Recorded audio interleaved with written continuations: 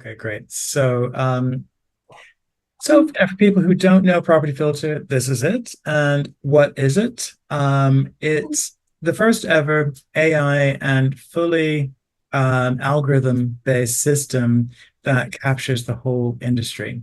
So by that, we have the equivalent of 30 different data sources. So it's like having Rightmove, Zoopla, On the Market, Prime Location, Purple Bricks, all those great places, but also things like land registry, the EPC register, and companies' house data in the same place, so that the engineers of Property Filter were able to build this massive system around all that data.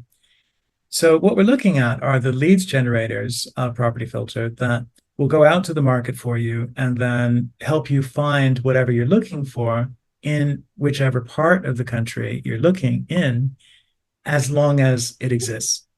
So that's kind of the caveat, because sometimes people will be looking for British strawberries in January, and we just don't have any. So where is that tablets, please? They cover just about every strategy. I was just showing someone how to find care homes, for example, and we found two, through to blocks of flats, commercial to resi, HMOs, and all those good things. We've got VRR, of course. So really, it comes down to what you personally are looking for. So why don't we maybe take some areas, some strategies from people on the call, and then we can just go do a deep dive in your area and your strategy, and hopefully give you some helpful tips, from myself, but anyone in the room. Obviously it's nice to have this kind of level of group as well, where we're all kind of interested more seriously in property. Sally, what are you looking for? And where are you looking? Or you go first. Well, I'm slightly different, which is why I've sort of come on here, because I'm more looking for a type of property, and I actually don't care where they are. So fair enough. And what type of property are you looking for, Sally? So let's just say 3 beds, ready for rental. 3-bed ready for rental and not requiring any work. Only a minimum buff and tart up, but not requiring complete refurb. Yeah. She works for a very tight landlord who doesn't like spending money on anything, just getting them straight out there, right, Sally? That's correct. Okay. Well, that makes your job pretty easy, but then you have great. a new challenge, which is then you have to work around the there are only 2 limitations in Property Filter. One is that you have a maximum of 20 leads generators per system. And the second is each lead generator has a maximum of 50 postcode districts. So just to, maybe kind of start us off, and given that you have such a big brief, I'll pull the map up. So whereabouts are you based? And then maybe we can go from there. Well, no, that doesn't help. I'm based right on the south coast. I'm along from Brighton. I'm in Hamble, near Southampton. Okay, yeah. So I am prepared to travel quite a lot. And we'll have a look in Southampton, maybe. Yeah. Okay. Well, we can start in Southampton. We can also design it around a few places. I'll show you how to kind of optimize this for your situation. So thank you. If you're very welcome. If we were looking for, say Southampton, I think, is it SO1? SO3, SO31, SO, yeah. Okay, great. So when you select a postcode district, which is generally the primary system in Property Filter, that gives you an anchor for your search. And then it also opens up the surrounding postcode districts. So then you can decide, which ones you want, which ones you don't. You have the show more button as well, which then opens up even more postcode districts so that we can have all of Southampton in. But let's say that in your case, if you wanted to have Southampton, Salisbury, Wells, you can pick wherever you want, and you can have a multi-city search going on in the same one. But what I would probably say on a practical level is designing it, you'd probably be best to do a regional lead generator. Okay. So in other words, I'd probably say, do the South Coast places in one. Is that because Sally's covering the whole country and is limited to 20? You're suggesting regional because there are about 20 regions in the country, one could argue. That's it. You'd have the regional ones, and that will help you to cover as many places as possible. So Yeah, that makes sense. So you can have what, 50 postcodes on each? 50 postcode districts on each lead generator. Okay, cool. You can cherry pick the postcode districts that you want. Yeah. So, in other words, you would tend to take probably for your 3 beds, places that are relatively in demand, where there's quite a few places. So I can knock out places like the New Forest and that are sparsely populated. That's exactly it. So you take the density places and then put them into one place. So in other words, if it were me, I'd probably then say, somewhere like Chichester as well, so that you're kind of covering a region, but also if you're actually going out and doing viewings, you've basically designed it around, okay, today I'm going to this part of the country. And so that everything kind of makes sense, right? Yeah, brilliant. Thank you. So once you've decided on your area, then you hit next and you're thinking really about which template is best going to match your strategy. Now, in your case, it's relatively simple. It's probably going to be the buy-to-let template. And if you're wondering, so what's the difference between this template versus this template? Buy-to-let is going to find you places that need relatively little work. The buy, refurbish, rent, refinance one will find you places that have specifically mentioned things like unmodernized or cash buyers only or probate. So in other words, things where there's a bit more distress going on with the vendor, whereas buy-to-let is an easier turnaround template. Okay, find you more properties as well. These are only starting points, and I found, having spoken to your colleague at in the support, when I was getting a bit confused between the 3 HMO templates at the top, he said, you can start from a blank one and just add all your filters in. And I don't think that's a bad way of doing it. Because if you choose one of these templates and you either choose the wrong one, or there's a filter in that you just don't care to notice because you've assumed the template is perfectly set up. Just be careful with templates, in my opinion. I'm not saying don't use templates, but be aware to still check your filters that you still want some of them on or off. You agree with that, Rhett? Yeah, it's a great point. So while you were saying that, I was thinking, in a way, you can almost treat this page as a little bit of a personality anagram as well. And what I mean by that is, let's say, if you're the type of person that likes to see everything, you want to know just for sure that I'm not missing out, like fear of missing out, right? No template, build your own, is a great way of reassuring yourself that everything really is there. So if you're in any way a certainty type person and you're just wanting to make sure that I have everything, then you might want an A and a B. A is that let's say your source of truth, where you have everything coming through from the equivalent to 30 different data sources, and B would be maybe your actual strategy, so that you can compare and just make sure that you're not missing out. The templates are there for maybe people who are struggling with, let's say, overload and not getting it done.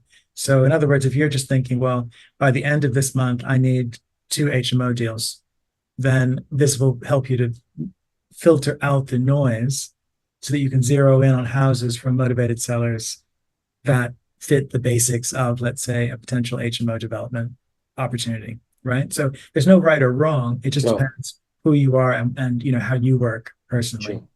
I'd say, with Sally's situation, buy-to-let makes a great example as well, because it's a relatively wide strategy. So you'll find more properties in the buy-to-let template than you will in the BRR one. And to illustrate Clive's point, under edit filters, actually everything about this is customizable. So if you're mainly looking for houses, then you can take flats out, for example. And if you're only looking for 3-bed houses, then you could zero in on just 3 and 3, which would then help you to get the 3-bed houses, right? Yeah, brilliant. Thank you. And are you looking for auction properties, or again, that sounds No, like yeah. I thought so. So, we'll just keep it simple for now. And do you tend to prefer direct to vendor opportunities, or yeah? So I'm going to show you a little magic trick under advanced filters. Otherwise, you end up fighting with the agent who wants to do it all. Yeah, exactly. I'm dealing with a charming agent at the moment. So under contact filters, so you have 7 more categories of settings down here. Contact filters, there's a magic one under occupancy, owner occupier. Okay. So in other words, how to skip past as many agents as possible. It's not a guarantee, because you could be an owner occupier and then move out the week before, but it's picking up people who are most likely going to be owners. Brilliant. Thank you. So we'll keep that simple, and down under the keywords at the bottom, just to show you how customizable this is, it goes on and on and on. So in other words, this particular template is skipping the unmodernized property. So you're going to find places that are tenantable straight away. Okay. So we'll just hit next and then call it, why don't we say our South Coast buy-to-let, and then hit save. And so that now is alive and bringing back opportunities, and it automatically opens for you straight away as well. So then we get into property filter thinking for you. And up top, we have what's called the motivated seller banner. So in other words, it's going through all the opportunities, finding you the most motivated vendors in town. And for example, these are places where a sale has fallen through, most likely, and the property is back on the market and reduced in price at the same time. So these are your 5-star leads. And as you move towards the right, they're just less motivated, but you're starting to see the number of properties going up. So you're starting on the left, working your way to the right. Here we have a special category of properties that have supposedly sold subject to contract, but for a ridiculously long time. So I tend to see a few more letters here and the word stuck. So you might find a deal that's about to fall through. And so, for example, here we have one where it supposedly sold 220 days ago, right? So you have the full address of all of these properties. So you have a way of then reaching them directly. One of Guillaume's old lines about this would be that he would maybe send a letter and say, congratulations on your sale. I hope it goes through. If it doesn't, cash buyer, or whatever you want to say, so that basically you're in their mind as a backup plan, right? So you've got those that are coming up. On the right, we also have a tab for people who like off-market deals. Now, the process is really simple. You just click this tab, but as a second part of the process, you're clicking on withdrawn only. And now we have properties that were being marketed via agents that have been taken off the market with the agent, and we have the full address of the property so that you can reach out to them directly, and they're not being marketed by an agent at this point. And then you have all the information about them. For example, in this case, they have been trying to sell this place since October of 2022. Okay, so just to answer that question, yes, Property Filter does find you off-market deals as well. And if we needed any reminder also of what Property Filter is really about, it's time saving, because you could spend the next year surfing through literally 700 properties just in that particular area, or you can zoom in on the 107 that are most likely to be a deal at the moment. Okay, so that's really the background logic of it. In terms of, let's say, your boss's KPIs, things that he's looking for, what types of things? So it's a 3-bed house, but are we talking just a cheap 3-bed house? It's in a good condition. How about a certain percentage below market value, or is there anything else? Okay. It's percentage below market value, is what he goes for. So yeah. Okay. Well, I'm going to show this in kind of reverse, and then I'm going to show you how to kind of do it in on the fly. So over here, a lot of people don't realize that you have these filter settings, and if you click this, you can actually define how much you want, for example, the price to be below the average postcode price.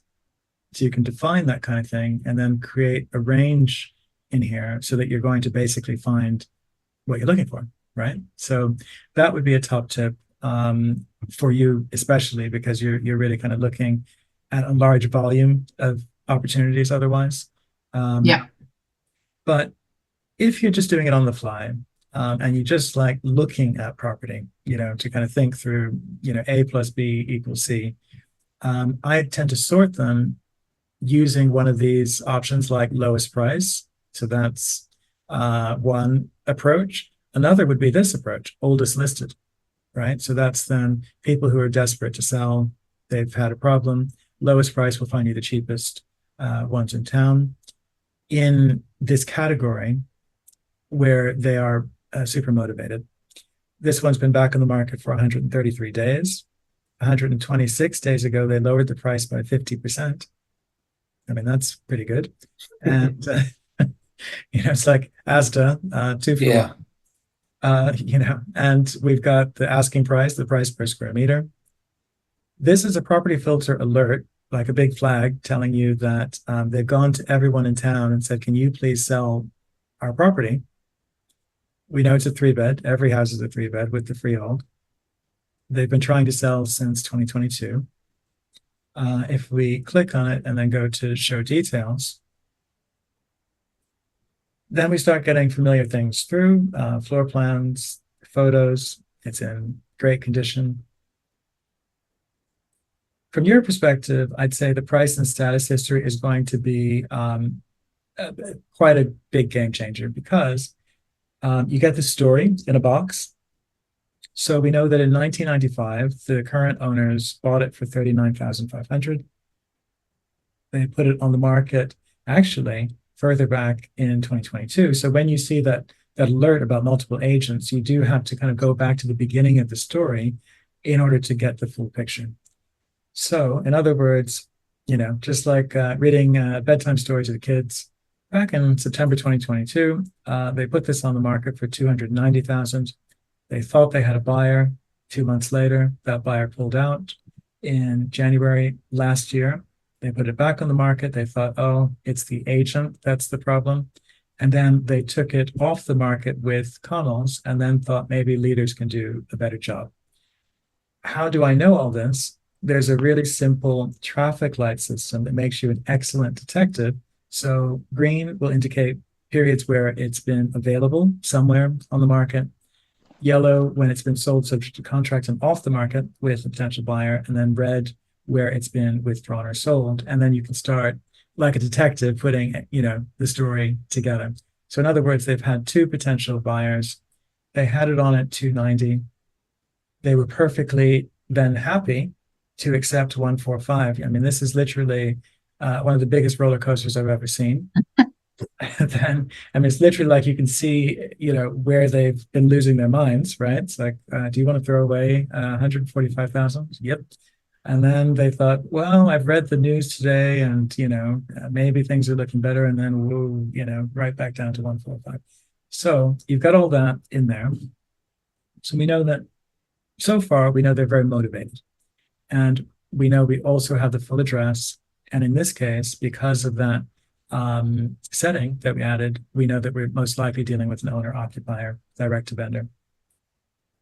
The market live data is where you would go next, most likely, to then just get a quick snapshot for what's happening and to assess, is it overpriced or is there something wrong with the property, let's say.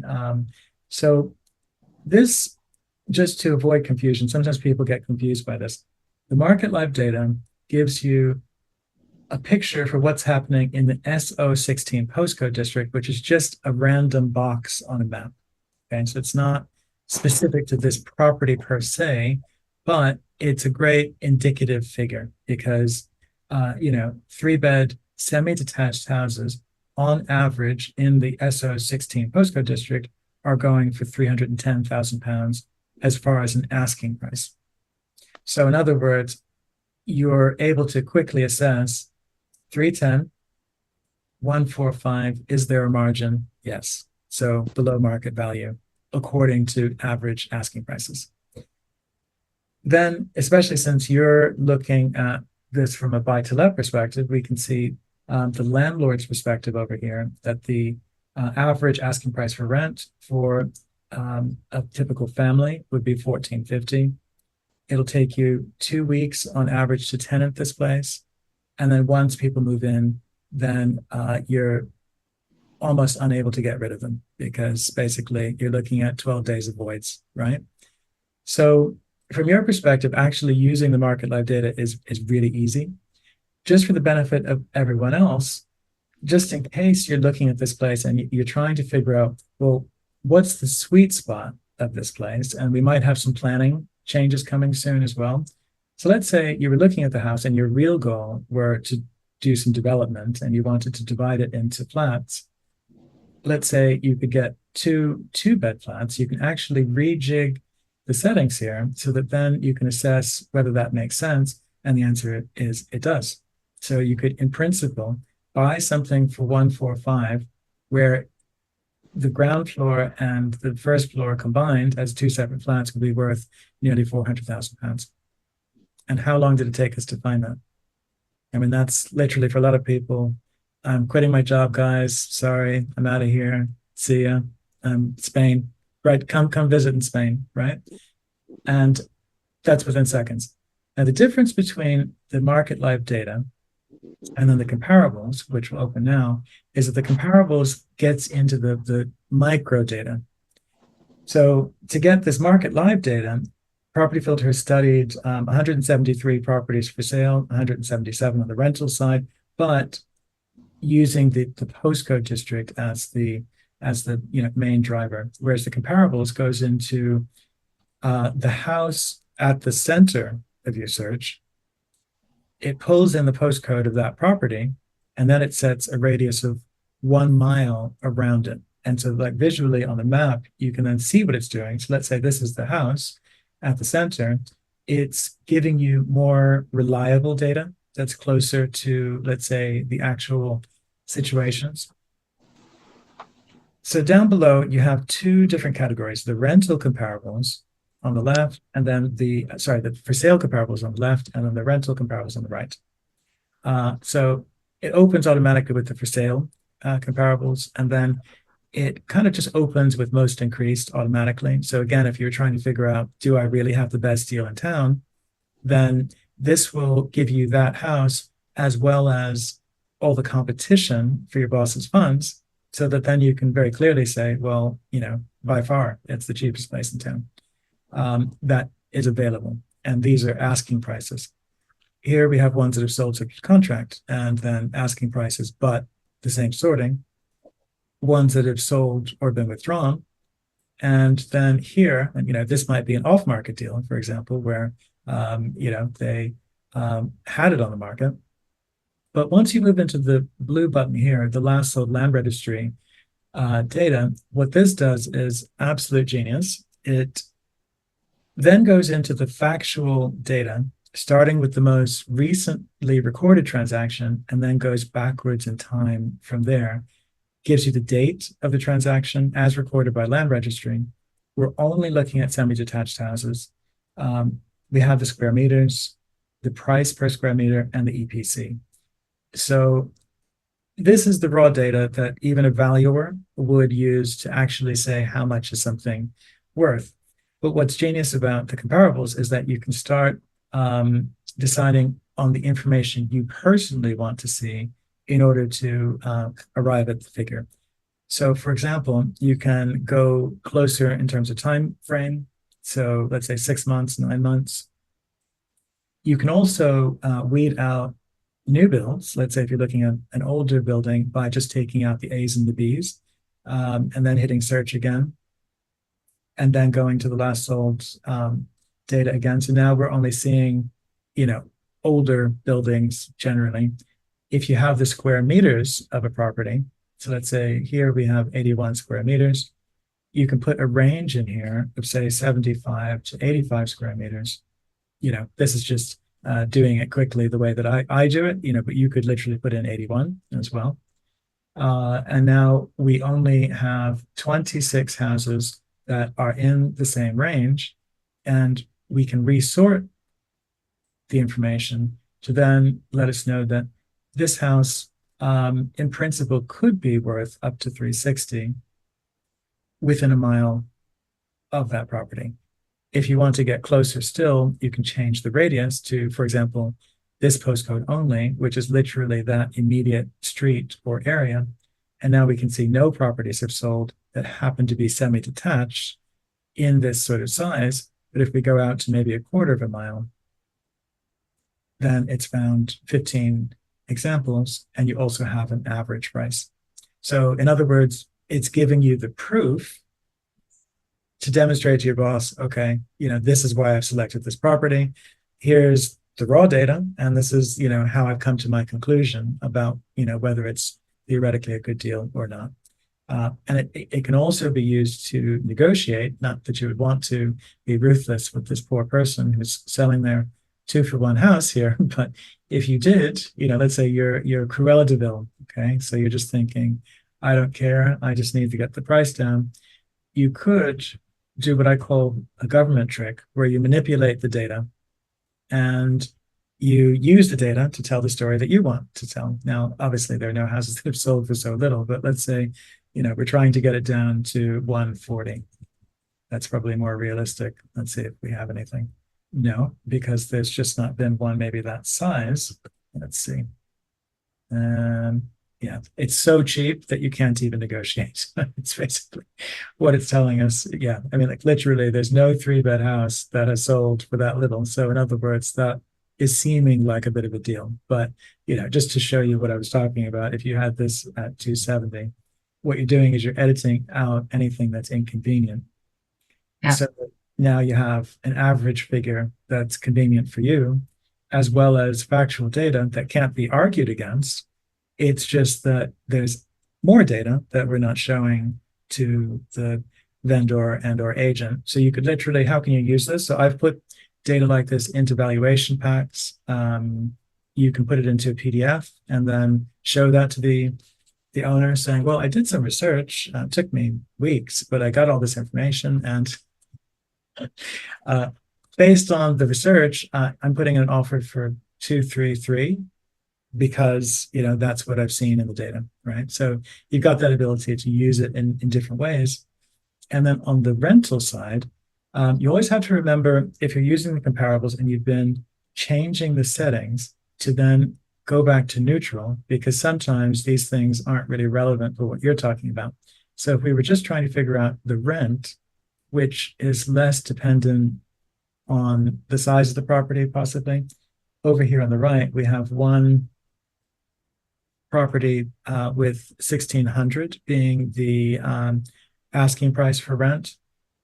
If we go a bit wider, we'll get more data with average figures coming up, and also the ability to see, well, what's the maximum rent that you could get in the area for a 3-bed semi within a mile of the property, right? So you've got all that proof.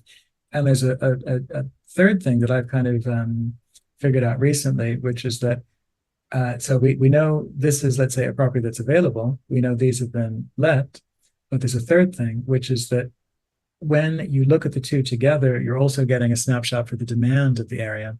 So in other words, if there's almost nothing available and lots have been let, then that probably suggests that there would be strong demand if you buy it and then you put it on the market for rent. Okay, so does that make sense? Very powerful. Thank you. Yeah. You're very welcome. What are the A's and B's at the top? What are the A's and B's, and where do you get definition of the A's and B's? Yeah, so the A's and B's are not, contrary to what you might expect, being an A grade property, although it could be. This is actually the EPC that's been recorded. Okay, So, but you can sure. use it exactly in that way. So if you see an A or a B, basically it's a new build.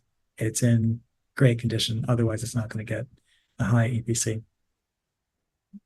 I have to say that was a very good demo there, Rhett, and I wondered if it was because you just had a little bit longer than perhaps on some of the half-hour ones.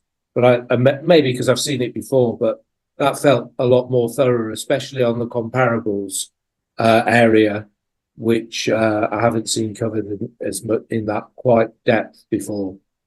Thank you very much. Yeah, how do you want to have a look through quickly at one or two of the other strategies and maybe pick out things like mail shots or something like that? How do you want to play it, Rhett? Yeah, absolutely. Well, somebody else. it's somebody else, maybe with a different strategy, different area. We can have Please unmute somebody if you want to, or raise your hand or something. Unmute anybody who would like to tell us where you're living and what your strategy is. So nothing personal, Hi. right? Who's that? It's Michelle. Sorry, Hello, I've got Michelle. the camera on 'cause I'm at the hospital with my dad. So Okay, Michelle. Yeah, Do you want to tell okay. us what your strategy is then, yeah, Michelle? so I'm looking at serviced accommodation. I'm based in Greater Manchester, and I'm really interested to find out what is available. That's probably would be classed as a serviced accommodation, small holiday let, so maybe 4-bed. In and around places like. Shall I throw you a couple of areas? No, I'll throw you one area. Maybe Yeah. Matlock, please. for instance, Matlock. Okay. Derbyshire. Okay. Yeah. Sounds good. So, when you're setting up a lead generator for service accommodation, there's a kind of anomaly in terms of what are you really looking for?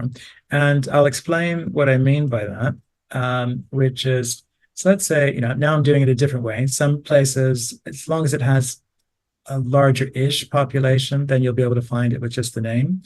The postcode district, though, is the easiest way of doing this. With something like service accommodation, generally, I would recommend having at least a couple of postcode districts in there. Sure. Buxton as well would be good. Which one? Buxton? Yeah. Yeah, lovely. Funnily enough, I was just there with Daphne recently. Oh, really? Yeah. So, okay, so we have our area. Once you define the area, then you're thinking, strangely, there's nothing that says service accommodation. And that's because with service accommodation, it's actually a process that you're doing inside of a house. Because let's say, for example, it's never been clearer than right now. The government comes in a couple of weeks' time and says, there's a 5,000% tax on SA houses, then guess what? It becomes another strategy immediately. So what you'd be looking at is really what kind of property are you looking for? And then how much work are you interested in putting in to that property in order to then do this process of service accommodation inside it. So, you could look at, say, buy-to-lets. You could look at BRR, but that's implying that you're going to do some development. Yeah. You also would have a few other options. So, let's say on the higher end, you have the hotel B&B side, which would be more like apart hotels. Okay, so those are kind of your primary options. In cities, you could even get into looking at 1 to 2 bed flat conversions or short leases as a kind of strategy one, and then you're just doing a process in that strategy to then get the yield up, right? Yeah, I'm definitely not looking at flats, but I take your point. Yeah, it's just to set the context, so you kind of get the logic of these, right? Yeah.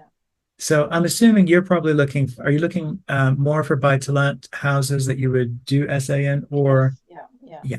Okay, fine. So then this is going to help you find a really wide number of properties. As we saw with the one before, there were like 700 properties. So that's probably the place to start. Or you could go to no template, build your own as well. Okay. And you're thinking 4-bed houses? So if we said maybe, 4 to 5, just to give ourselves a little bit of a range, we'll take out flats and other. And generally, you definitely will want the freehold. So we'll focus on that. And maybe this time, because it's a smaller area, I won't do just the owner occupiers, but we'll just call those Matlock SA, just so that, we're thinking about what we're going to do in the properties. And then it's finding us, wow, some pretty amazing places. Now, it started with the most expensive ones first. So, we could look at different frameworks here, but I would say, especially since you're, sort of particular about the area, the map might be helpful here. We have a 4-bed house for $1,600,000. Do you have a sort of price point? Yeah, I probably maybe around the 250, 280 mark. Pushing 300, so let's say 3. Okay. I'm Well- not into SA, but I suspect the reason why you've gone in higher here, Rhett, is because with SA, one tends to use one of the lounges downstairs. So looking for minimum 4, maximum 5, you might well have wanted to put sort of 2 to 4 or 3 to 4, and I think you'd have got the price range right. I mean, Michelle, be better to comment on that, but No, I agree. yeah, I think that's you certainly want to go down as low as 3, if not, I want for 5. a large 2-bedroom can sometimes work if it's got a large lounge, but anyway, Or reception rooms, reception rooms. Yeah, exactly. And then what you can do if you have a particular price range is then put in a cap of, say, 300. I mean, the reality is you might negotiate some down, but at least that's the way you would do it. And under advanced filters, you have property information, and you could also say specifically that you're looking for at least 1 or 2 reception rooms, which then gives you that path to get what you're looking for from supposedly smaller houses, right? So that would be the combination of things to do there. So, we'll see if we can't find something. And then if we look at the prices now, they've obviously gone down, so that helps. And we have a place like this back in the market 204 days. Now, with SA, obviously, again, it depends how much work you're prepared to do, but something like this doesn't appear to obviously need tons of work. It's just cosmetic, isn't it? That wonderful purple kitchen, that got 2 for 1 at the time. Probably, buy the kitchen and get the paint for free, one of those things. We know that originally they wanted 240, and they've put a slight discount on it. You're most likely dealing with an owner occupier again. The market live data is telling us that it is below market value based on the average asking price for the DE56 postcode district. But really, I'll show you something new. So this has just literally been released a couple of days ago. What did you go into there, Rhett? I missed that. What did you? Yeah, so this is in the success base. You have under the first tab this button where it says just above there, the Property Filter Academy. If you click this button, this then opens up the Academy. And, you can tell engineers have designed all this because it's all kind of black and white. They think like Excel almost. It's almost like you need a guide to just tell you what is all this stuff. So at the bottom, strategy guides. If you click this, up here we have SA strategy, where to invest. You click that. It then is giving you a new table, which is telling you in the various postcode districts how much you can get per night on average. So you don't have to think. Right. So let's say, Derby is quite close by, obviously that's going to be for a particular size property, but it just kind of gives you some indicative numbers maybe to work out how much to then put into the deal calculator. And if you click on the deal calculator button here, you then have your various strategies, and then you have two different SA deal calculators. One for basically buy to let to SA versus BRR SA. Okay, so those are the two options. If you're using this one, which makes the most sense in your case, you have a generic template. Yeah. These are just ones I've created myself. And then we'll just call this Matlock. It reminds you of the asking price and, it does all the basic numbers for you, the deposit, depending on what sort of loan to value you're arranging. If you have a mortgage, calculates your stamp duty, all that stuff. But the key numbers are basically how much you can get per night and the occupancy rate. Do you just happen to know in Matlock what you'd expect? I would probably say that's about right, to be honest with you. It's a year-round location for visitors. And so even if you did 65%, worst Okay. case scenario. Yeah, and then that's, 70% works out at roughly 20 days per month. This is going to be, say, 18, something like that. So then you have your obvious fees, booking fees, card fees, cleaning costs, all things just to triple check while you're running the numbers. And Can then you you change have those numbers, Rhett? If Yeah. you knew, for instance, that could you put your own figures in there? Or Absolutely. Yeah. These are just suggestions because sometimes we'll have a lot of people who are new to a strategy saying, how much is a cleaner going to cost? And the truth is, well, it depends how much Sally told you she's going to charge, right? But then at least you have something just to work out whether it's worth going to do a viewing if you got something in there, to just start with. So all editable, as well as, for example, with the mortgage, how much is the interest rate going to be? Well, it just depends. But your utility bills, maintenance, gardening, all of those kinds of things, fully editable. Once you have your basic figures for your area, when you hit confirm, then what happens is you've now saved this Matlock deal calculator for yourself so that you can just apply that to similar houses in the area. And then we can see, oh, that's right, I put in 250. So we actually want to put in, say, 235, which is the asking price. And then in principle, that would give you £852 cash flow with those occupancy rates. Okay. Yeah. And if, let's say, you're trying to achieve money in, money out, you would use the other calculator, which has that functionality on it, because then you're, thinking in a slightly different way is how they've designed these. You're thinking about how can I add value with BRR and therefore pull money out. Whereas this is more, I just want the cash flow as soon as possible. I don't mind if I leave money in the deal. Yeah. But if you were able to find a place like this and, it were below value pretty substantially, then you still might be able to refinance, and pull some money out that way. Sure. Does it drill down even further then? So there are some areas or there are some postcodes, I'm told, where it would say in the deeds, for instance, that you couldn't use it as for serviced accommodation and such like. Is it that sort of sorry, your voice is just a little bit faint. So sorry.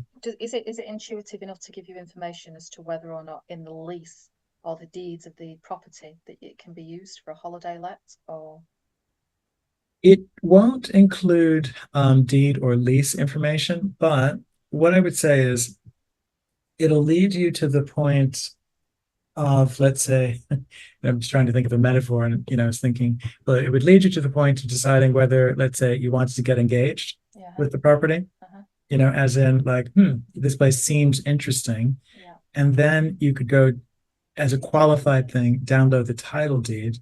Yeah.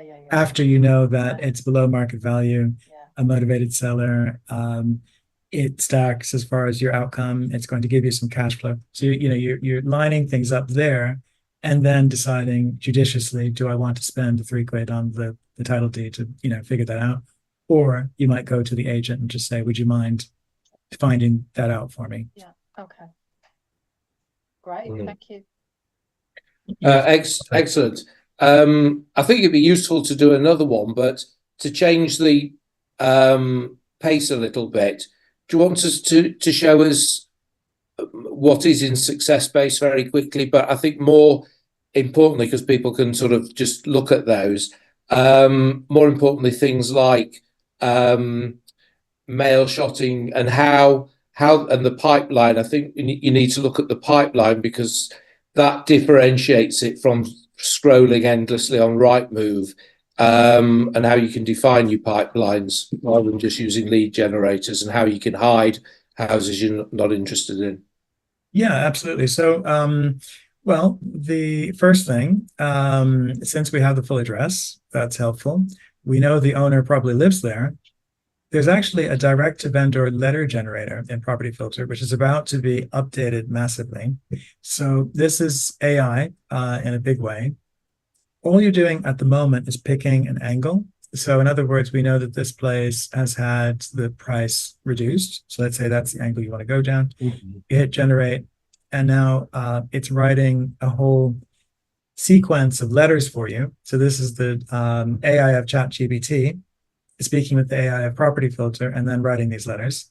What they're working on at the moment, and it's literally very close to being released, is a new campaign management system where basically you'll say, add to campaign 1 to a potential opportunity, and then Property Filter is going to take a letter and physically send it in the post to the vendor for you from you. So that is literally weeks away from being available. Perfect English letters already.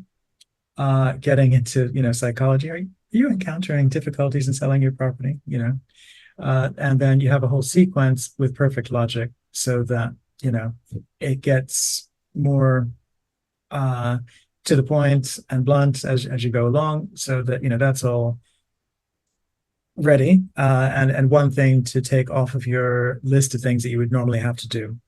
The big difference is that these are qualified leads where that if you're going to send a letter, that it's not a direct to owner letter, it's direct to highly motivated vendor letter, and where you've qualified that it's below market value because you have the market value information for the first time, as well as then having the full address, so that all of the hurdles that normally would be there have been removed. And the success base, you have really everything to do with education, training, support. So I'm running 4 sessions a week for Property Filter. They're slightly different. So Tuesday lunchtime, we have a session for paying members of Property Filter where you can just bring a deal of any type. And then as a group, we just go through it and then walk through what could you do? How could you add some value? Different strategies, different approaches, etc. We have 2 Q&A sessions in the evenings, Tuesdays and Thursdays at 7. And then for yearly members who are paying, for the year up front, you get 2 months free if you sign up yearly, just so you know that. Then what happens is you also have these masterclass sessions. And for example, today's theme was raising finance. That's what they wanted to know about. So that's what we talked about. And then how do you use Property Filter to help you to raise finance became basically the session. So those are the, let's say, included sessions. You have a whole suite of tutorial videos to slow things down and really figure out how to set things up and get it working for you step by step. Under members resources, a lot of people don't realize this, but every week Guillaume is first of all doing a kind of coaching and mentoring session, the momentum calls, and then also he's interviewing all the big names in property. So I was just at an event the other day, and Jackie Tomes, for example, was one of the guest speakers on the stage. Simon Zucci, literally everybody is getting interviewed. Jason Patterson, Mr. Short Lease King, Raj, so, and there's a new one every week. So it's pretty amazing. And then just in case you're that type of person, where you don't get it, if you're in groups or you just need a bit more help, Andy and I, we also do one-to-one sessions, so you can book those as well. it's all about, like, let's say, quick clarity. If you're just trying to say, okay, I would benefit from 90 minutes of just, I'm looking for HMOs in this place. How do I find them? How do I run the numbers and use the different tools? That's another resource. And then support wise, you literally have support all the time. So the red dot, bottom right hand corner, you just click that, and then you can send a question. But also, if you're experiencing something and you want to show someone, you can take a snippet or screenshot and then send that to them, and then they'll send you back visual guides as to how to deal with it. Right. So that's really helpful. And lastly, something we haven't covered is the market data tools. I'll just cover a few of these. Probably the easiest one to see just how powerful this crazy system is the address lookup tool. So, for example, this is my postcode. And what they've done is they basically, if you can imagine, almost given every property across the whole country a digital passport, so that with just a postcode, you can unpack every property on a street. And then on the right, you have these color-coded reminders that you have a listing that is live on the market and what status it is in the market. So, for example, this place happens to be on the market, but was sold subject to contract recently. We have the asking price. And then we can access the comparables for something that, we've just found randomly like this. And we can see with a 3-bed flat how much, with a quick snapshot, this place is probably worth. So in other words, this person probably got a below market value deal on this place, given that's the average asking price. Okay, so that's one. You also have this. If you're a yield person, this is a yield map of the whole country. So let's say we look at a different area, London, and then you're just looking at, say, 2-bed flats. And you just want to know what's the live yield for 2-bed flats in London at the moment. So this will then create a heat map for you, where then you can figure out which bits of London are giving you the best yields for 2-bed flats at the moment. So simple traffic light system stuff, green good, red bad. Okay, so UB2, you would get a 7.1% yield on a 2-bed flat, and it's compared 129 properties to arrive at that figure, whereas W2 almost half, 4.4%. And it's not historic data. This is live with the market as of today. So yeah, all sorts of good fun, in terms of just trying to figure it all out. Just, I think have a look at the pipeline. To go into any one of those filters that we had before with Matlock or one of your own, and just show people what we can do with the pipeline. Yeah. So let's say you're taking the most motivated seller, this place with the lowest price, you're sending it to your pipeline. When you go into the pipeline, then it will appear, and here we see it. Now, if, let's say, I have different strategies, so let's say, for example, I've created one for SA, so you can create your own tagging system. So let's say this said service accommodation. I can now tag it with my own personally designed tag, and then I can search for the places that have that tag in the pipeline, in that particular stage of my pipeline. So it's a way of then being able to see the big picture. These are the places in my pipeline that are in some stage of due diligence. Versus ones where, let's say offers have been accepted. And, if I just wanted to see, for example, the blocks of flats that are in this stage, then, now I have those coming up across all of my lead generators. So it's a way of unifying everything across everything I'm looking at, but now I'm in a different mode.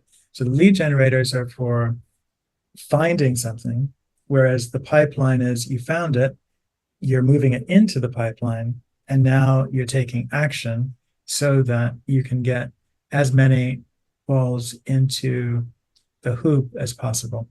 And a way to keep track of all that, but it's live with the market so that, if this place is now sold subject to contract as of 7 days ago, I could still keep an eye on it, but I might put it into a separate category called wait until next change. So if it comes back to the market, Property Filter will just let me know up here that I now have this place that has had some sort of significant change. What I do, Rhett, I don't know if you'd approve of this, is I try to keep my lead generator empty by visiting it once or 2 or 3 times a week. And if I'm not interested in it, I hide it.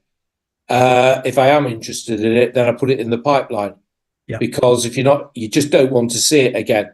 Yeah. And you don't want to have to go through 700 properties. So whenever I start a new area, it's hard work. But once I've cleared the lead generator, I'm only getting 1 or 2 added a week, or depends how busy it is, I may get 5 or 6 added a week. Yeah, 100%. So I kind of deliberately keep mine messy, just so that when I'm showing people things, sure, I understand. But you're absolutely right, because that way, if I go into this particular one where there are only 2 opportunities, if I send these both to my pipeline, then what that means is, when I'm looking at it, there are no properties in it. But now if I check in the morning, then I'll see, wow, a new one has just come on Correct. the market. Correct. Can you look at HMOs? Because a lot of people do that, but I think it also gives us the chance to look at the Article 4 issue, and so maybe choose Manchester or somewhere where there is and is not Preston or somewhere. Anyway, you want somewhere that's set up that's got some Article 4 and some not, just to show us what we can do there. Yeah, sure. So, and I'll show you how to cheat. I mean, I know there are other restrictions like conservation areas, and in London you can't do SA or something for more than 90 days. I know there are other rules and regulations, but Article 4 is the main one. Article 4, yeah, no problem. So, I have another one that I'd set up for Manchester. So what I'll do is I'll just borrow that one by duplicating it so that I don't have to add the postcode districts. And then we'll just, in this case, change the template to HMOs under permitted development, which will then skip the Article 4 area and find you houses that are of a big enough size for that. And then we'll just rename it Manchester HMOs under permitted development, and then hit save. And there are plenty. And if we go to check leads, if we then look at the map,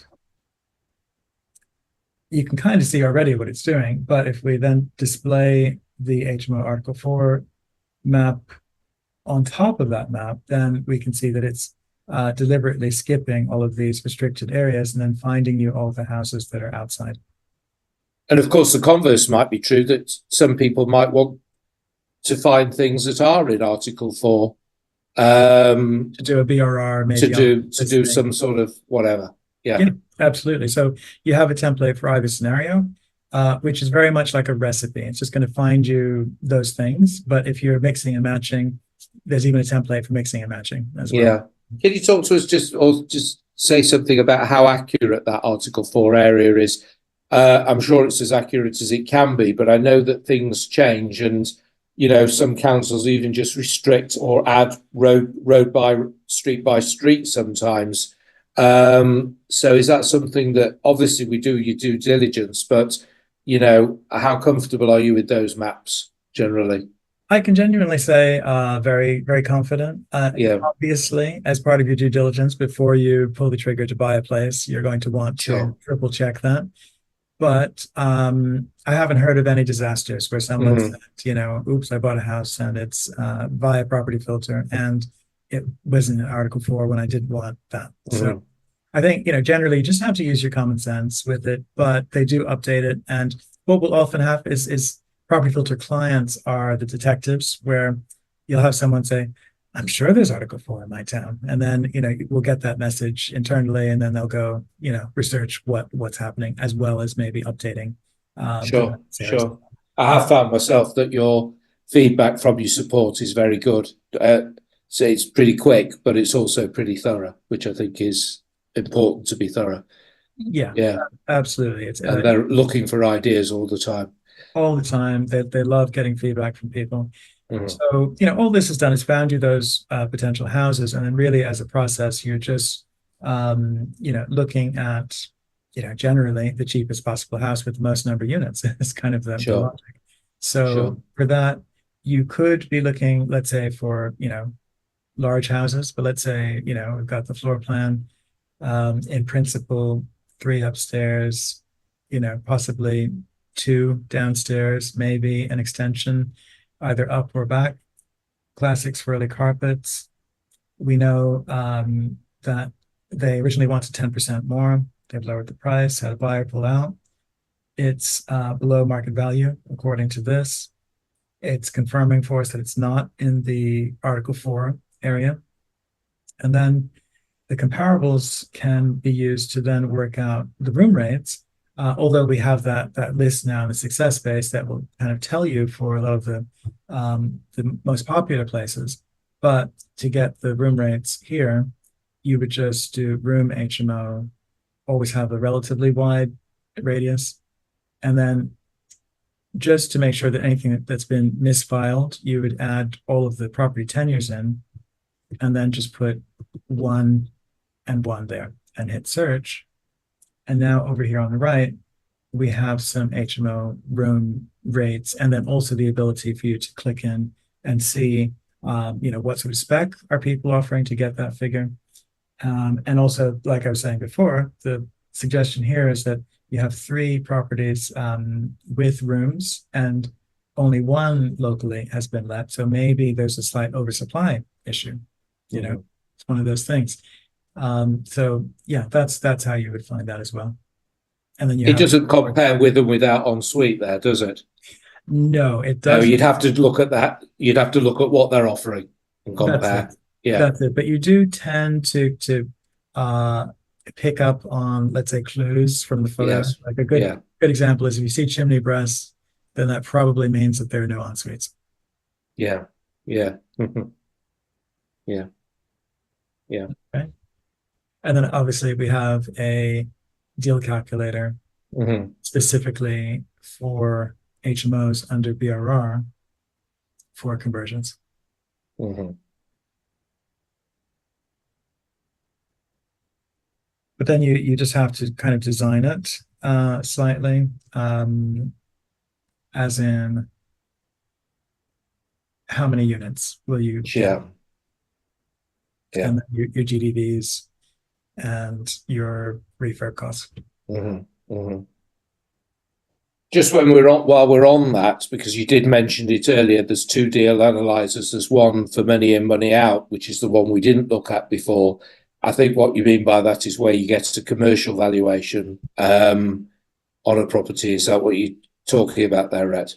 Yeah, so any kind of BRR type strategy where you're adding value, Sure, you're trying to find something low and then to add the value, sure. and therefore to get that margin. Yeah, So the BRR templates, if you're looking at the deal calculator, so in other words, anything that comes under the BRR, either buy to let or HMO conversion, the assumption is that you're going to want to recycle your fund. sure. So then Absolutely. buy to let, more of a don't mind, as long as it, is, let's say, easy to kind of buy and then get onto the market. Sure.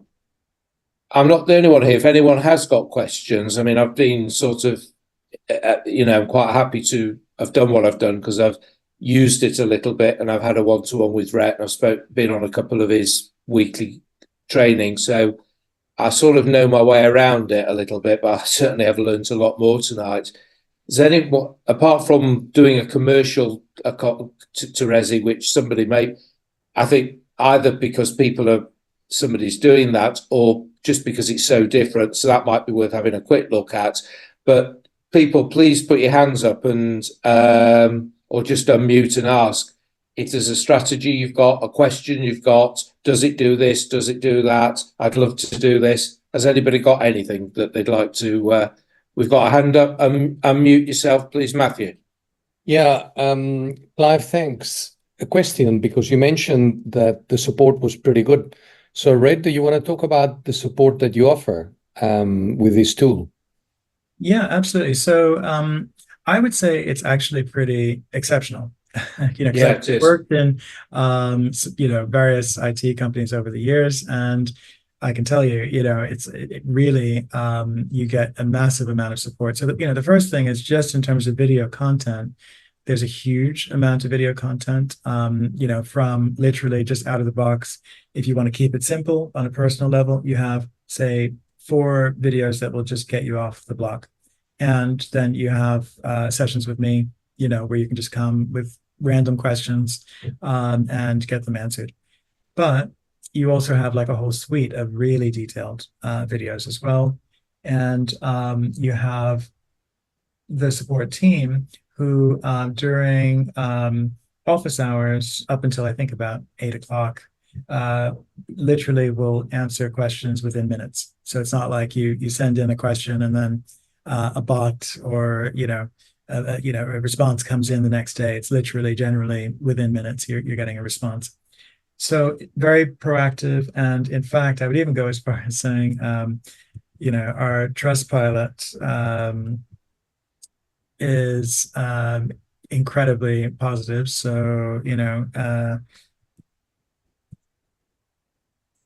if you compare it with anything else out there, I think we're the only one that has a 5-star rating.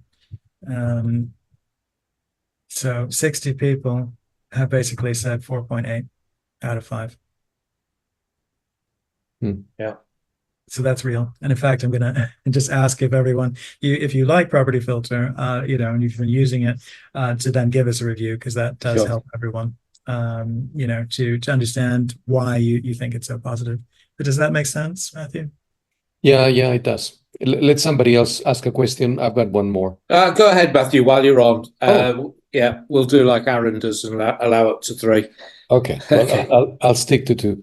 Okay. When you say the information is up to date, I assume you probably are doing daily updates or something like that, because the volume of data that you seem to be feeding this tool with is absolutely enormous. And you mentioned that you have 30 sources of data, and you mentioned 2 types. You mentioned land register, and you mentioned a couple of the popular property advertising sites like On the Market and Rightmove. Could you comment perhaps on some of the other sources that you have of information? Yeah, sure. So just to kind of work through the question in 2 parts. The first is, just to illustrate this is a property that I put into my pipeline, which was just withdrawn from the market 1 day ago. So it's that level of detail. Yeah. And the color of the actual card has changed to red to let me know that. So I might as well, depending on your approach, if you like off-market deals, you'd say, oh, great, I don't have to deal with the agent now, Or if you're thinking, well, I only want things by agents, then, you might get rid of it. But to answer the second part of the question, which is, the other data sources, it covers everything from Rightmove, Zoopla, On the Market, Prime Location, Purple Bricks, Open Rent. I'm sure I've missed a few. And then you have the EPC register, Companies House, and Land Registry. So anything that can be taken easily and accurately, then Property Filter takes it. So that's, I would say the emphasis is on the accurate, because sometimes people will say, oh, why don't you have a certain data source? It'll be just because they haven't found a way to make sure that it's accurate, because otherwise we'll have people saying, well, how can I trust this data? Sure. Thank you. You're very welcome. Yeah. Does it include spareroom.com? Funnily enough, that's the ones that I was thinking of. I thought you might have been. Because although it's an important tool, I think it has to be used with a degree of caution. That's it. So whenever there's a degree of caution, from the reverse perspective, if you can imagine, like if we give people data that's not accurate, then that equals 300 inbound messages about like, excuse me, but I found something that's Yeah. inaccurate. So, they literally are trying to reduce that, and any data source that's not consistently accurate, they're not going to do. But the flip side is sometimes you still will get anomalies, but it's because Jane at a particular agency has entered the data wrong, So Yeah. she meant to say, 5.5 million, and it says there's a 50-bed house on the market for 550,000, right? So, that you can't help. But I'd say as things evolve, there'll probably be like an alert system that would let you know that price seems very low for that particular type of building, So it's all moving in that direction of getting to 100% accuracy. Sure. Sally, please go ahead. Yeah, my question, I did see on one of the screens, Rhett, that you were working through, it had add an off-market property. Yeah, great question. So this is let's walk through scenarios. So if you find a property that is absolutely not being marketed on the open market, then you have a couple of different places where you can add an off-market property. One is in the pipeline, and another is in the market data tool, where let's say if you find a property, so you are using the address lookup tool, you thought a property might be off market, you might, as a process, check in the address lookup tool to just see if it really is off market. And off market can just mean that maybe, it exists in property filter, but it just hasn't been marketed via an agent or posted yet. And so then up top, we have a secondary new way where you can add a property as an off-market one to your pipeline as well. Right. Sorry, I may have missed something there. How do you actively look for properties that are off market? So that's a third way. So this is the interesting thing about property filter, where they're, because people will ask, how do I do this? They'll think, how can we help people to do that? So we were looking at HMOs in the Manchester area, and then finding off-market deals, because off-market, like all the buzzwords, people use it, but then it's sometimes thinking like, what do we mean? Because it's a mystical, magical bunch of properties that are off market, right? Yes. And people think like it doesn't exist. Even the government doesn't know it's there. You have to go down a dark street to find this off market deal. But as long as it has walls, then basically property filter most likely has it. To find specifically off market deals, you go to this tab, then step 2, withdrawn only. And now we have 37 off market deals. So, in many parts of the country, you'll have the full addresses. It's funny, certain places, Manchester seems to be one of them, where we have some addresses for these off-market deals, but not for everyone. Other parts of the country, we have every property with a full address, but you'd still be able to zoom in, look at Google Maps, and then work out, okay, we know that it was being marketed maybe previously by an agent. Now it's going by an auction site, and then you just have to use the old-fashioned way for that particular one. Sure. That's great. Dermot, unmute, please. Yeah, hi, Rhett. Hi, Clive. Thanks for a great presentation.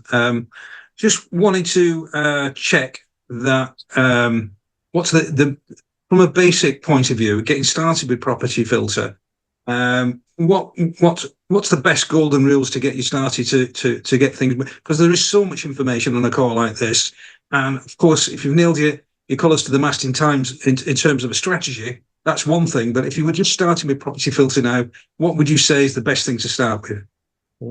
Good question. Yeah, great question.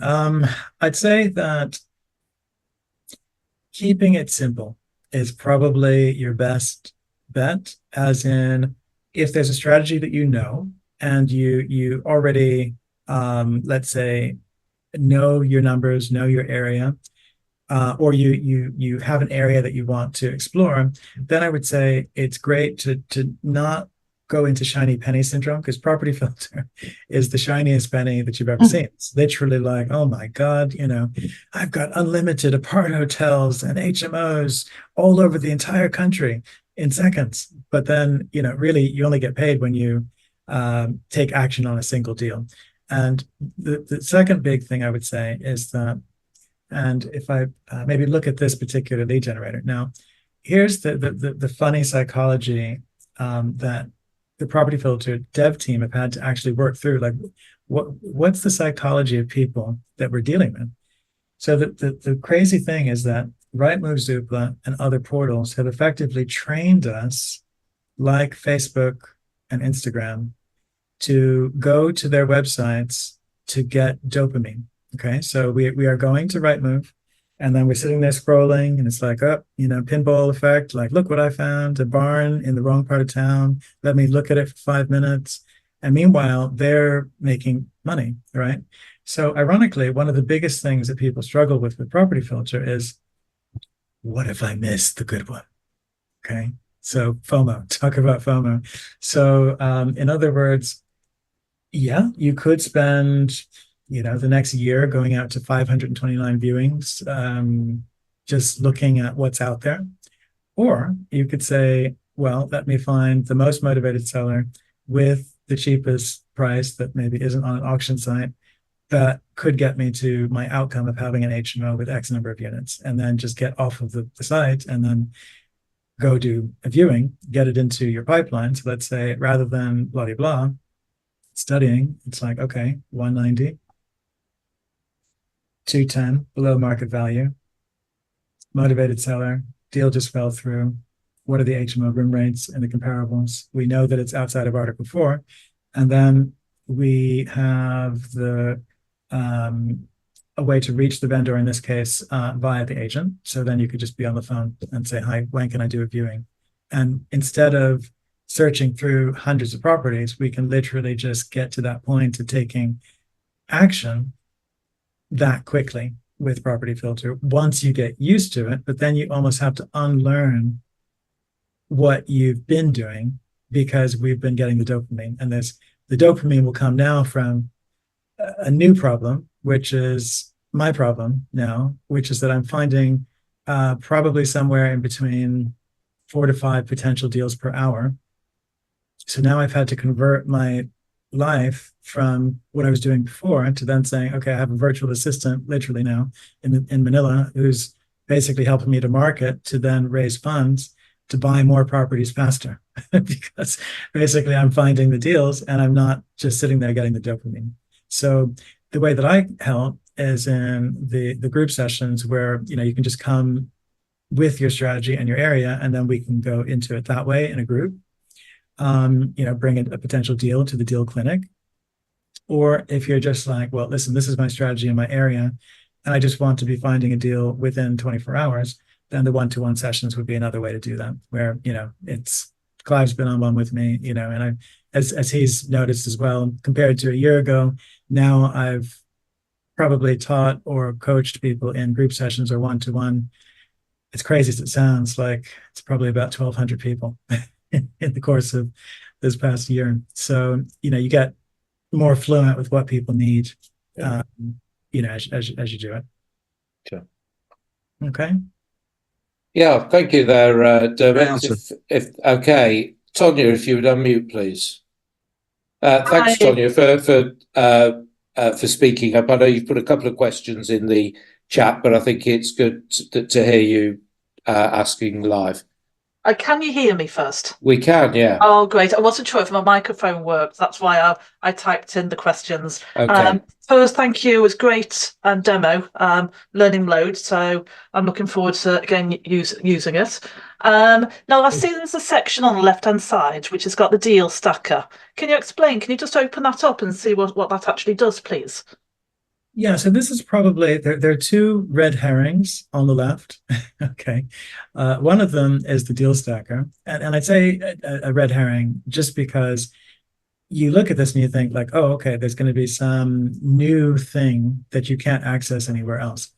So what this actually comprises is the things that you would use to stack a deal as separate tools, but you can access all 3 of them on any property page that you find. Okay. So in other words, you could just go in here and say, I'm looking at flats in a particular town and with a particular postcode, and then do the comparable numbers.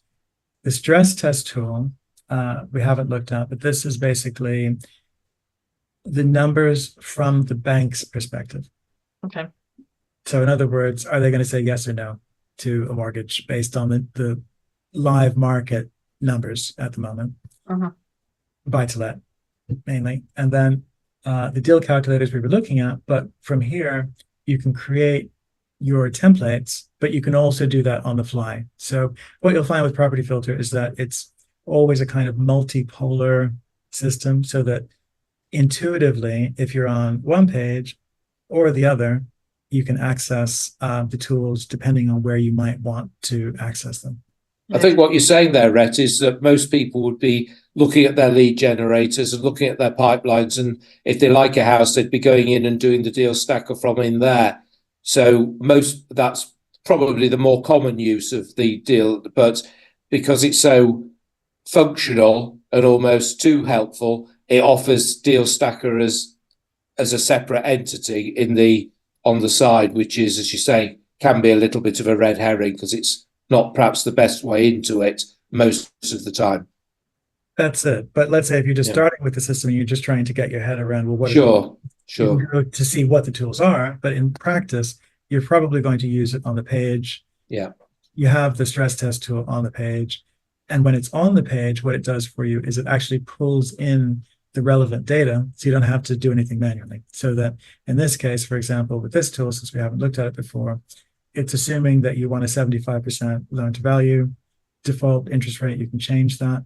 And then it's just basically telling you in layman's terms that the bank would likely say yes to this because the average rent versus the purchase price and the yield are high enough that the bank would look at it and say, yeah, that works from their perspective. Yeah, got you. It's a simple tool for us complicated people to just tell us the broker is going to say, yes, it would pass for buy to let. How's that, Tonya? That's great, thank you. Do you mind if I ask? Ask another. With the pipeline, do you just drag it to the different sections you want when you move through your pipeline? Do you just drag the properties to each? So if you've gone to the, say, you've got your property there. If you want to, you've organised a view in, would you just drag it to each of the tabs? Is that how you would work this? Yeah, so it's not dragging, but what you do is you click on it and then you add an action. And then what that does is it brings up this pop-up window where you can then, let's just say, you're on the phone with the agent. You're then saying, well, I'd like to see this property if it's available. They say, how about, tomorrow at not 9 p.m., 9 a.m. And by the way, I'd like to put in an offer. Do you think they might accept $250 for this place? And I'm going to remind myself while I'm talking to follow up at the same time, and I can move things along. And so now it moves it from this stage into make an offer stage, as I'm moving things around like that. Brilliant. So we can use it as like a CRM system. In fact, that's what Property Filter is. It's a live with the market CRM system. Brilliant. Also helps to tie all that other stuff together into one single place. Perfect. And my last question is, do you cover buying and renting commercial properties or buying land? Both. The one caveat with land is that it's been designed, I'd say, as a system to focus mainly on properties that have at least one wall. Is how I would define it, but you can find land. So it's just a question of using the settings to then filter out everything else apart from land, and then you'll find land. But for commercial, absolutely. So I have a commercial to resi lead generator set up here in Manchester, for example. And so then, we're seeing our shops with uppers coming through and freehold places. It kind of depends on what you're looking for, but we have a sort of industrial building, which could either be commercial to commercial or commercial to resi, depending on let's say the process that you would be doing with the building, which is more of a personal strategy decision. if you were looking for commercial, but it's tenanted and you wanted to keep the tenants, or you just wanted to keep it as commercial, is that an option? Yeah, absolutely. So that it becomes a process thing on the one hand. And then you're also, because commercial to resi, unlike other strategies, is more of a potluck strategy. So in other words, you're saying, let me look at this area and what's the market giving me at the moment. And so then, we can see that, for example, this place looks like there may have been some sort of salon on the ground floor. Maybe there's a flat upstairs. So, if that's your strategy, you're trying to find places that are tenanted. You also have the ability, I think, in the settings to play around with things like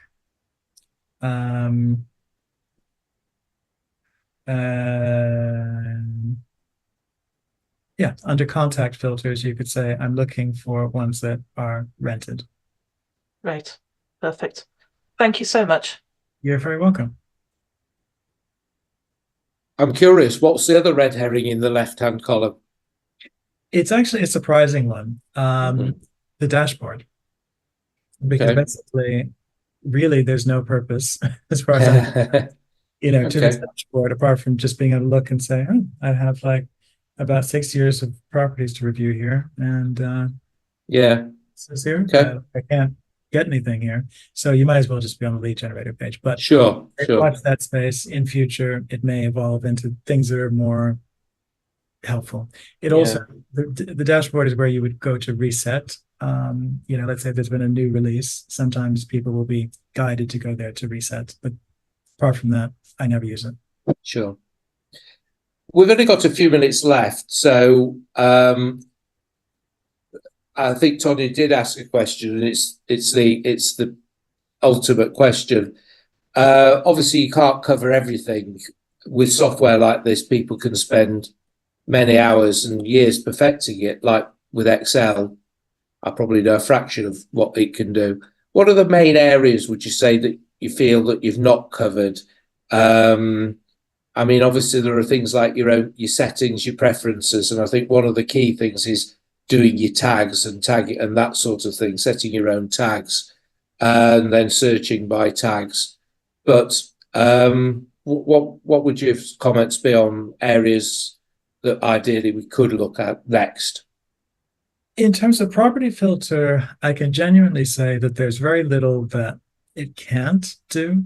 Yeah. It's more a question of it does certain things exceptionally well, and that's everything to do with what we would consider real estate, as in properties with walls. But I say that, and then I have found, like, I've had people say very specific things in one-to-ones, like I'm looking, Rhett, I want to find corner plots where there's a bungalow and there's land next to it, and I want to build a second bungalow or knock the bungalow down and then build 2 blocks of flats with the bungalow. And we find them every time. So it's not, if it exists, then you'll find it.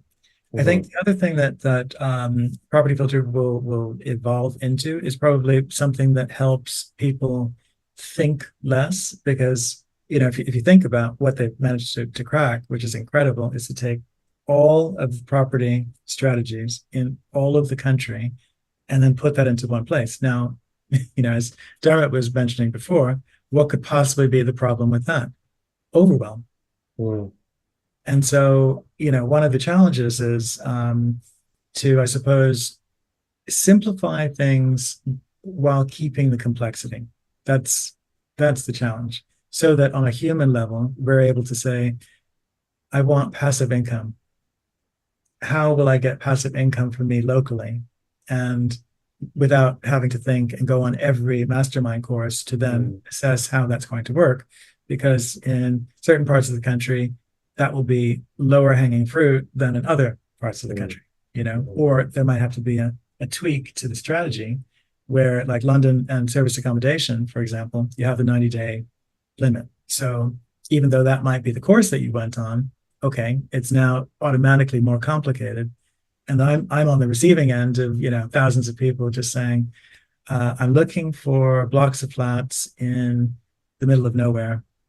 how do I find them? And then I have to let them into the bad news, which is that there Mm. you probably want to go down the road because there's a logic to where what you're looking for is going to be. Mhm. Mhm.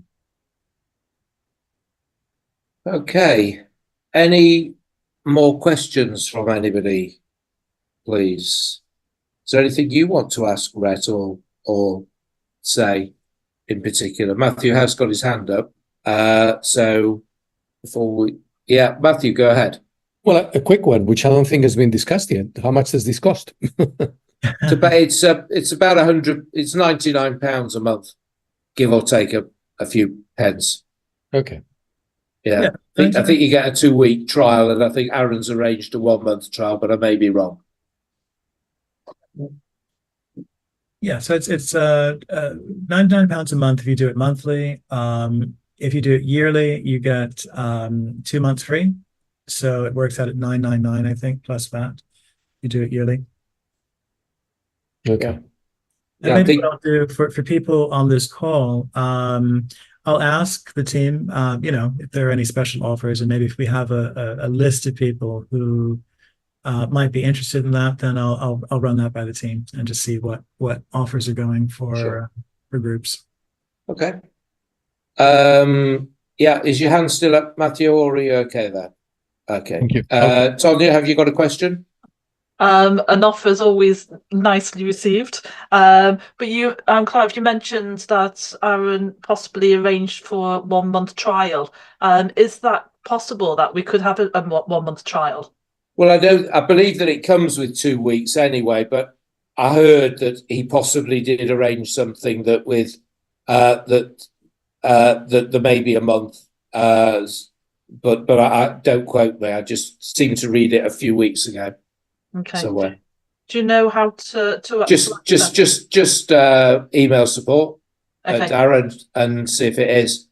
But the difference, to be fair, between 2 weeks and 4 weeks, it's useful, but it's cancelable after a month, every month anyway, so it doesn't really make a great deal of difference. Yeah. But yeah, if we can get an offer, it's always better.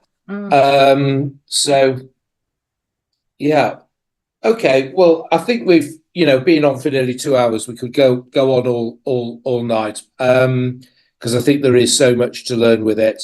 I mean, I use it a lot, and I want to get better. I think if you're using software without overcomplicating it, you need to be a master of the software to a degree. You've got to know.